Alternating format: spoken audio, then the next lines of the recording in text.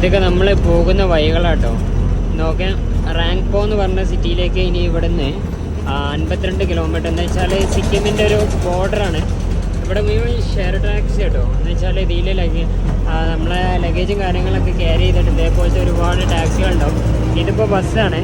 രണ്ട് സൈഡിലും കാട്ടാണ്, വളഞ്ഞു തിരിഞ്ഞിങ്ങനെ കയറിക്കൊണ്ടിരിക്കുന്നു. പോലീസ് ചെക്കിങ് ഉണ്ട്.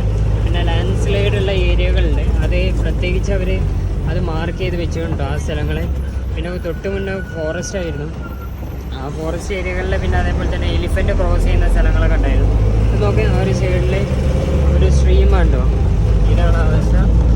നല്ല വീട്ടിലും വ്യൂ ആണ്. ഇവിടെ നിന്നാണ് വെളിച്ചാണ്. ഇതൊക്കെ ഇയാളെ സമ്മതിക്കാനുണ്ട് ഈ ഒരു ബസ്. ഇതൊക്കെ ഈ ലോറിക്കൊക്കെ സൈഡ് എടുത്ത് ഇത്രയും ഇടുപ്പിലൂടെയാണ് കൊണ്ടുപോകുന്നത്. എന്തായാലും നേരെ ഗാങ്ടോക്കിലേക്ക് പോകാം. ആദ്യം റാങ്പോ എന്ന് പറഞ്ഞിട്ടുള്ള മുനിസിപ്പൽ സിറ്റിയാണ്.